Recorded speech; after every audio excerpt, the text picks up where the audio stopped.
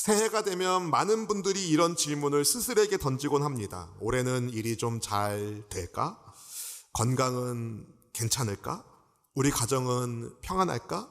우리 남편은, 아내는, 혹은 자녀들은, 우리 부모님은 건강하실까? 등등 말입니다. 모든 질문이 정말 다 중요한 질문들이죠. 그런데 여러분, 그 모든 질문보다 앞서 훨씬 더 중요하고 본질적인 질문이 있습니다. 그것은 바로 나는 어디에서 왔는가? 나는 누구에게 지음을 받았는가? 내 인생의 주인은 누구신가?입니다. 왜냐하면 그 질문에 대한 답이 분명하지 않으면 아무리 완벽한 계획을 세웠어도 인생에 풍랑이 없지 않을 수 없거든요. 인생의 작은 풍랑 앞에서도 흔들리기 때문입니다. 나라는 존재에 대한 중심이 잡혀있지 않으면 말입니다. 오늘 새해 첫 주일의 문을 열면서 우리를 지으신 창조주 하나님을 함께 바라보려고 합니다. 오늘부터 우리 수원수목교 공동체는요, 이 가스펠 프로젝트라는 은혜의 장정을 시작하려고 합니다. 이 가스펠 프로젝트는 이제 주일 오전 말씀과 구역 모임, 밤 모임에서 진행될 텐데, 창세기부터 요한계시록까지 성경의 모든 말씀이 어떻게 우리 예수님을 향하고 있는지를 살펴보면서 예수님이 우리의 중심이 되는 그러한 신앙의 역사의 은혜를 함께 누리기를 기대하고 있습니다. 어린아이부터 우리 장년에 이르기까지 모든 세대가 우리의 주인이신 예수님 안에서 예수님 닮은 영성의 사람으로 함께 성장하고 성숙하게 되는 주님의 은혜가 매 시간마다 부어지기를 간절히 소망합니다. 여러분, 상담을 하다 보면 종종 성도님들께서 이런 이야기를 하실 때가 있어요. 목사님, 아내가 도무지 이해가 안 됩니다. 목사님, 남편을, 자녀의 마음을 알다가도 모르겠다고 이런 얘기를 하실 때가 있어요. 저는 결혼을 앞둔 커플들이 저를 찾아올 때 늘 이런 권면을 하거든요. 성경의 원리를 따라서 남자에게, 형제에게, 남자는 그리스도께서 교회를 위하여 자기 목숨을 주시는 사랑을 하신 것처럼 아내를 위하여 목숨을 주는 사랑을 해야 된다고. 그러면 이제 아내가 될 자매의 얼굴이 싹 펴요. 반대로 이제 자매에게, 자매는 예수님께서 교회에 존경을 받으신 것처럼, 교회가 예수님을 그 누구보다 존경하는 것처럼 아내는 형제님을 그렇게 존경해야 된다고 말씀을 드립니다. 그러면 형제 얼굴이 기운이 나는 것 같아요. 근데 여러분, 막상 살아보면 어떤가요? 남편이 이해되지 않을 때, 아내가 이해되지 않을 때, 납득되지 않을 때 없어요? 있어요? 네. 목사님에만 있어요? 아니잖아요, 여러분. 다 있잖아요. 그래서 왜 저러는 거야? 라는 말이 나오는 큰일을 당할 때가 있잖아요. 그래서 여러분, 기억하십시오. 이해되지 않을 때 이해하려고 애쓰기보다는 사랑을 선택하는 거죠. 납득이 되지 않더라도 먼저 존경하기로 선택하는 겁니다. 그것이 바로 여러분, 부부를 하나 되게 하신 하나님의 뜻에 순종하는 길입니다. 그리고 자녀 여러분, 주 안에서 부모님께 순종하시길 바라요. 부모님이 이해되지 않더라도 부모님을 공경하는 것이 옳습니다. 자녀 여러분, 주님의 말씀에 순종하셔서 부모 공경하는 우리 자녀들이 되시길 축복합니다. 그리고 부모 여러분, 여러분의 자녀를 화나게 만들지 마세요. 노엽게 하지 마세요. 주님의 교훈과 훈계로, 사랑으로 양육할 수 있길 바랍니다. 자녀가 이해되지 않아도. 여러분, 우리는 가까운 사람들의 마음도 이해하기 어렵습니다. 가까운 가족의 마음도 다 알 수 없을 때가 많잖아요. 그런 우리가 어떻게 광대하신 하나님을 다 알고 이해할 수 있겠습니까? 우리는 하나님을 온전히 완벽하게 다 이해할 수는 없습니다. 하나님께서 알려주신 것만큼, 하나님께서 깨닫게 해주신 것만큼 하나님을 알 수 있는 것이죠. 이것을 계시라고 말하는데, 감사하게도 하나님께서 우리에게 하나님이 어떤 분이신지 보여주시기 위하여, 알려주시기 위하여 주신 하나님의 말씀이 있습니다. 바로 그것이 성경입니다. 성경. 올해가 시작하면서 여러분, 성경 읽기를 사모하고 시작하셨죠? 작심 3일인지라 오늘이 넷째 날이거든요. 오늘부터 다시 시작하시면 되는 거예요. 여러분, 하나님의 말씀을 가까이 하시기를 축복합니다. 여러분, 드라마를 쓸 때 첫 화가 제일 중요하다고 해요. 왜냐하면 많은 이들이 그 첫 화를 보고 이 드라마를 만들 것인지, 그리고 첫 화를 보고 이 드라마를 계속 볼 것인지 결정하기 때문에 첫 번째 화가 굉장히 중요합니다. 마찬가지로 글을 쓸 때 첫 문단, 첫 문장이 굉장히 중요해요. 왜냐하면 그 첫 문장을 읽고 내가 계속 읽을 것인지 말 것인지를 결정하거든요. 그런데 정말 중요한 성경의 첫 문장을 하나님은 태초에 하나님이 천지를 창조하신다는 말씀으로 시작하셨습니다. 우리 본문 창세기 1장 1절 말씀 같이 함께 읽어보겠습니다. 태초에 하나님이 천지를 창조하시니라. 아멘. 여러분, 성경은 하나님의 존재를 굳이 증명하려고 하지 않아요. 당당하게 선포하고 있습니다. 태초에 하나님이 천지를 창조하시느니라. 왜 그럴까요, 여러분? 하나님께서 주신 말씀이기 때문에 이미 하나님이 계심을 전제하고 있기 때문에 그렇습니다. 이것은 마치 여러분이 누군가에게, 사랑하는 누군가에게 편지를 쓸 때에 내가 살아있음을 애써 증명하지 않으려고 하는 것과 같은 거예요. 마찬가지로 하나님께서 창조하신 이 광활한 우주와 만물을 통하여 하나님의 살아계심을 보여주고 있기 때문에 굳이 하나님이 살아계신 분이라는 것을 증명하고 있지는 않습니다. 그런데 하나님께서 세상을 지으시기 전에 세상의 상태는 어땠는지 오늘 본문은 말해주고 있죠. 우리 창세기 1장 2절 말씀 같이 읽어봅니다. 땅이 혼돈하고 공허하며 흑암이 깊음 위에 있고 하나님의 영은 수면 위에 운행하시니라. 성경은 하나님께서 세상을 지으시기 전의 상태를 세 단어로 설명하고 있어요. 혼돈, formless, 공허, empty, 흑암, darkness. 혼돈은 모양이 없고 질서가 없는 상태, 공허는 아무것도 없는 빈 상태를 말하고, 흑암은 빛이 없어서 캄캄한 것을 뜻하죠. 여러분, 하나님 없이 사는 인생의 특징이 바로 이러합니다. 열심히 사는 것 같은데 질서가 없어요. 우선순위가 늘 뒤섞여서 불안합니다. 남들이 부러워할 만큼 어떤 성취가 있어도 이유 모를 영적인 결핍, 허전함이 있어요. 질병, 경제적인 위기, 관계, 단절 등 여러 가지 위기 상황을 만날 때마다 앞이 보이지 않는 막막함이 있습니다. 그러나 여러분, 창조주 하나님이 개입하시면 상황은 반전됩니다. 인생의 질서가 생기고 의미가 채워지고 빛의 길이 보이기 시작하거든요. 하나님께서 빛이 있으라 말씀하시니까 우주의 질서가 잡히기 시작했어요. 오늘 창세기 1장 3절부터 5절까지 하나님께서 지은 첫째 날 함께 같이 한번 말씀을 읽어보겠습니다. 하나님이 이르시되 빛이 있으라 하시니 빛이 있었고 빛이 하나님이 보시기에 좋았더라. 하나님이 빛과 어둠을 나누사 하나님이 빛을 낮이라 부르시고 어둠을 밤이라 부르시니라. 저녁이 되고 아침이 되니 이는 첫째 날이니라. 아멘. 하나님의 말씀이 선포되니까, 빛이 있으라 선포하시니까 혼돈 속에 빛이 임하죠. 빛이 임하니까 질서가 생겨요. 첫째 날이라는 질서가 생깁니다. 구분이 생기고 시간이 흐르기 시작합니다. 하나님이 무질서를 질서로, 공허함을 의미로 흑암 가운데 빛을 비추어 주셨습니다. 이렇게 창조의 첫째 날 빛을 창조하신 하나님께서 둘째 날에는 궁창을 창조하셔서 그 궁창을 하늘이라 부르시고, 셋째 날에 바다와 땅 그리고 식물을 창조하시고, 넷째 날에 해와 달, 별 창조하셔서 시간과 계절의 질서 있게 하셨죠. 봄이 가면 여름이 오고, 여름이 가면 가을이 오고, 가을이 가면 겨울이 오는 것처럼. 창조의 다섯째 날 물고기와 새를 창조하신 하나님, 여섯째 날 인간을 아주 특별하게 창조하셔요. 다른 피조물들은 하나님께서 말씀으로 창조하셨지만 창세기 2장에 보면 우리 하나님은 사람을 흙으로 빚으시고 그 코에 생기를 불어넣으심으로 생명, 살아있는 사람이 되게 하셨습니다. 이런 창조의 순서를 보면 이것은 우연이 아니라 사람을 사랑하신 하나님의 솜씨인 것을 발견하게 돼요. 마치 이제 아이 출산을 앞두고 있는 부부가 아이가 태어나기 전에 뭐부터 합니까?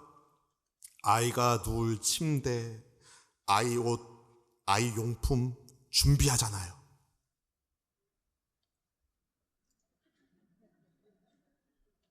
갑자기 드는 생각인데 올 한 해 아이들이 많이 태어나기를 축복합니다.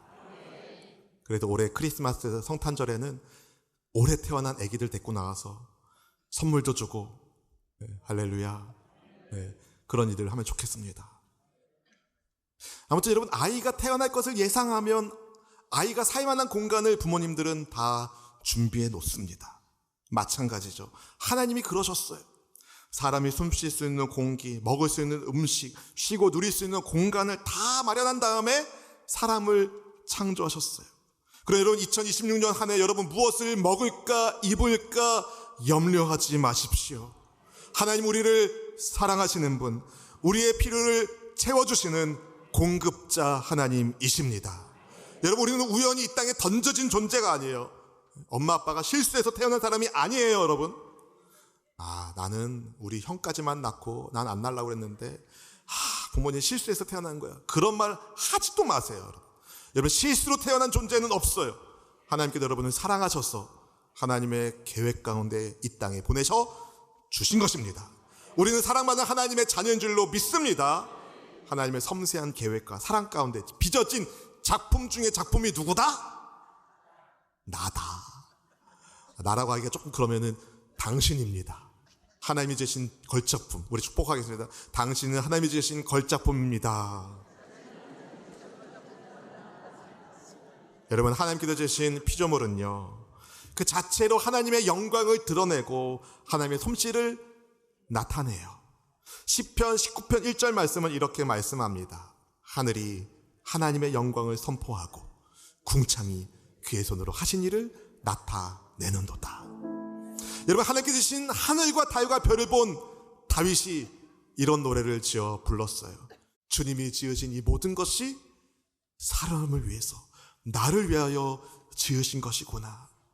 저도 이 시편 8편의 찬양을 통해서 하나님을 굉장히 진하게 만난 체험이 있습니다. 사람을 사랑하시기 때문에 창조주 하나님은 사람이 사는 이 세상을 모든 만물을 선하게 만들어 주셨어요. 여러분 아이의 출산을 준비하는 부모가 아이가 누울 공간을 험악하게 만들 부모가 어디 있겠습니까? 안전하게 만들지 않겠어요? 주님이 바로 그렇게 세상을 창조하셨는데 주님 보시기에 좋았더라, 주님 보시기에 심히 좋았더라 하실 만큼 하나님이 지으신 세상은 아름다웠는데 왜 우리가 사는 세상에는 전쟁의 소문이 그쳐지지 않을 걸까요? 이런저런 사건과 사고가 끊이지 않은 걸까요? 그것은 바로 인간이 창조주 하나님을 거역하고 죄를 지었기 때문입니다. 여러분 기계가 설계자의 의도에서 벗어날 때에 고장나는 것처럼 인간이 창조주를 거역한 죄로 인하여 이 땅에 죄가 들어왔고 하나님과의 관계가 깨졌고 인간의 영혼이 고장나고 말았습니다. 하지만 하나님은 고장난 우리를 포기하지 않으시고 우리를 고쳐주시기 위하여 예수님을 보내주셨어요. 죄와 허물로 죽음의 세력에 묶였었던 우리를 구원하기 위하여 이 땅에 오신 예수님께서 친히 십자가 위에서 자기 몸을 바치셨잖아요. 생명의 피를 흘리셨고 우리의 죄값을 대신 지불하여 주셨어요. 그 은혜를 입어서 여러분 죄를 회개하고 예수님을 나의 구원자로 믿는 그 사람 죄사함의 은혜를 받습니다. 에베소서 1장 7절 말씀이 이렇게 말씀해요. 같이 읽어보겠습니다. 우리는 그리스도 안에서 그의 은혜의 풍성함을 따라 그의 피로 말미암아 속량 곧 죄 사함을 받았느니라. 아멘, 아멘. 여러분 2025년도에 찜찜한 죄 때문에 괴로워하지 말고 우리 주님의 십자가 아래 다 내려놓고 자유하여 2026년도를 새롭게 시작할 수 있기를 주의 이름으로 축원드립니다. 그분의 은혜의 풍성함을 따라 그분의 피의 그 은혜로 말미암아 우리가 속량 죄사함을 받았다는 거죠. 예수님은 어떤 사람이 말한 것처럼 인류의 좋은 훌륭한 선생님 전도가 아닌 분이에요. 그분은 만물의 창조주이십니다. 요한복음 1장 2절 3절 말씀은 이렇게 말씀합니다. 함께 읽어보겠습니다.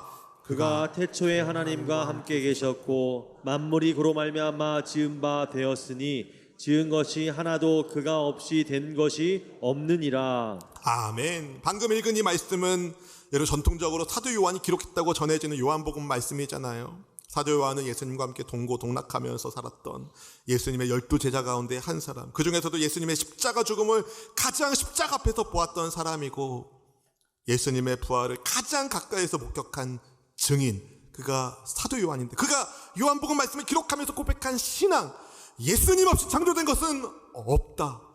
예수님이 창조주이시다. 무슨 말입니까? 태초에 하나님이 세상을 창조하실 때에 예수님도 함께 창조하는 분으로 계셨다는 거예요. 세상 만물 가운데 예수님 없이 창조된 것은 하나도 없습니다. 하나님께서 아들 예수님으로 말미암아 만물을 창조하셨거든요. 고린도전서 8장 5절 6절 말씀 같이 읽어보겠습니다. 비록 하늘에나 땅에나 신이라 불리는 자가 있어 많은 신과 많은 주가 있으나 그러나 우리에게는 한 하나님 곧 아버지가 계시니 만물이 그에게서 났고 우리도 그를 위하여 있고 또한 한 주 예수 그리스도께서 계시니 만물이 그로 말미암았고 우리도 그로 말미암아 있느니라. 아멘. 무슨 말씀이냐면 세상 사람들은요 참 많은 신과 많은 주를 모시고 살아요. 그게 하늘에 있고 또 땅에 있어요. 그래서 어떤 이들은 해를 신으로 라신, 어떤 이들은 달을 신으로 루나신, 어떤 이들은 별을 신으로, 그리고 어떤 사람들은 오래된 나무면은 이거는 신이다 하고서 섬기는 사람들이 있잖아요.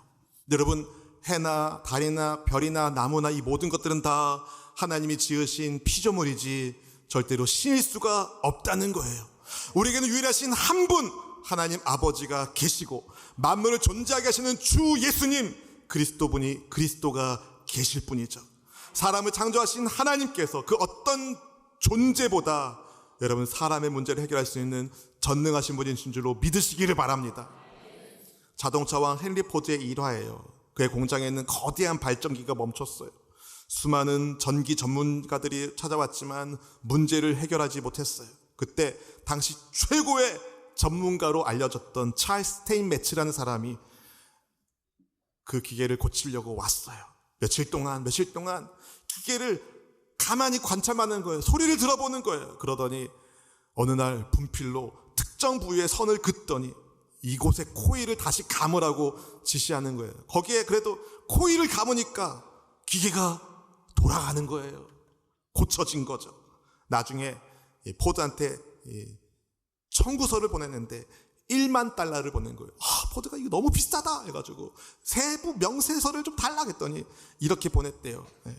분필로 선 그은 값 1달러, 어디에 선 그어야 되는지 정확하게 찾아준 값 9,999달러. 여러분, 이 이야기가 주는 교훈이 있잖아요. 여러분, 고치기 위해서 오랜 시간이 필요한 것이 아니라 문제를 정확히 짚어내고 해결할 수 있는 능력이 있어야 합니다. 우리의 인생이 삐그덕거리고 마음에 병이 들고 우울하고 영혼이 죽어갈 때 여러분, 우리를 고칠 수 있는 분은 우리를 지으신 창조주 하나님밖에 없습니다. 찰스 스테인매츠는요, 기계의 선을 그었지만 하나님 우리 존재의 가장 고장난 부분인 영혼의 자리에, 죄의 자리에 예수님의 십자가를 그어 놓으셨어요. 그래서 예수님의 십자가는요, 인생을 근본부터 회복시키시는 하나님의 능력이 됩니다. 예수님의 십자가 사건은 깨어진 창조를 회복하게 하는 하나님의 재창조의 사역에, 그래서 누구든지 그리스도 예수 안에 있으면 새로운 피조물이 되는 것이죠. 사랑하는 성도 여러분, 하나님께서 우리를 창조하셨다는 것, 그분이 우리를 포기하지 않음을 잊지 않기를 바랍니다. 죄로 인해서 빛을 잃어버렸던 우리에게 예수님의 빛을 비춰주심으로 인하여 우리가 죄사함의 은혜를 얻었잖아요. 예수님은 우리는요, 그래서 창조의 목적에 따라서 하나님께 영광을 돌리는 삶을 살아야 합니다. 그분의 은혜 안에서 하나님의 소유된 백성으로 살아야 합니다. 하나님의 창조의 목적에 따라서 빛을 드러내는 삶을 살아야 됩니다. 어떻게 해요? 빛이신 예수님을 의지함으로, 빛이신 예수님과 함께함으로. 세상은 우리에게 이렇게 말할지 모릅니다. 정상적으로 믿어. 미치지 마. 믿어도 적당히 해. 너 그러다가 실패자 된다? 쓸모없는 사람 된다? 여러분, 그런 거짓말에 속지 않기를 바랍니다. 우리를 지으신 창조주 하나님께서 우리에게 전혀 다른 말씀하세요. 내가 너를 만들었다. 너는 내 영광을 위하여 창조된 아주 소중한 걸작품이다. 내 사랑하는 자녀다. 여러분, 기억하십시오. 여러분의 가치는요, 세상 사람들이 박수 쳐준다고 높아지는 것이 아니고, 세상 사람들이 비난한다고 낮아지는 것이 아니라, 우리의 존재의 가치는 하나님 안에 있는 것입니다. 우리를 지으신 분이 계시다. 우리를 지으신 분이 우리를 사랑하신다. 나는 하나님의 자녀다. 여러분, 믿음으로 고백하십시오. 우리는 우연히 태어난 존재가 아닙니다. 하나님의 사랑 많은 계획 가운데 보내심을 받은 하나님의 걸작품들입니다. 여러분, 하나님의 걸작품을 보면 어떤 반응이 나오는지 아세요?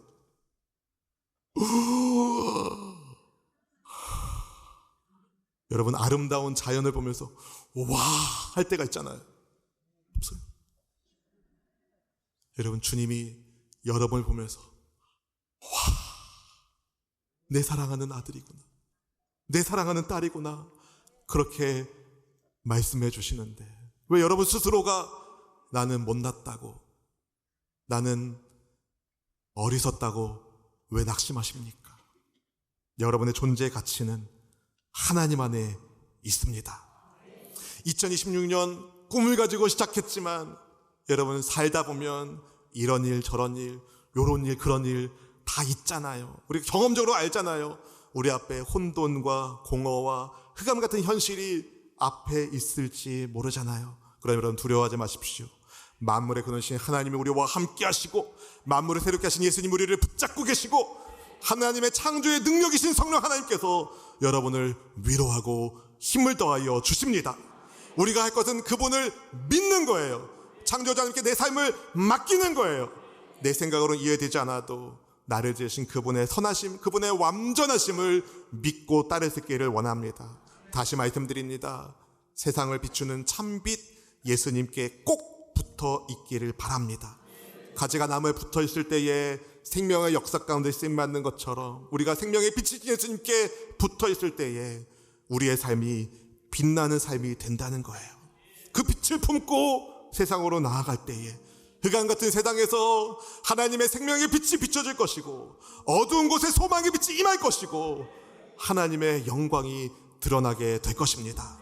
2026년 한 해 동안에 여러분, 예수님의 빛을 전하는 창조의 목적에 따라 하나님께 영광 돌리기를 원합니다. 그렇게 살기를 원하는 분들은 아멘! 그렇다면 믿음의 결단을 따라 우리를 지으신 창조주 하나님께 이렇게 고백하길 원해요. 마음으로만 하지 마시고 여러분의 입술로 함께 고백하겠습니다. 주님, 나를 지으셨으니 나를 다스려 주시옵소서. 주의 영광을 위해 나를 사용하여 주옵소서. 2026년 한 해 동안에 그렇게 하나님의 영광을 드러내는 축복의 사람으로 창조의 능력을 따라 아름답게 쓰임받는 저와 여러분 되기를 주님의 이름으로 축원드립니다.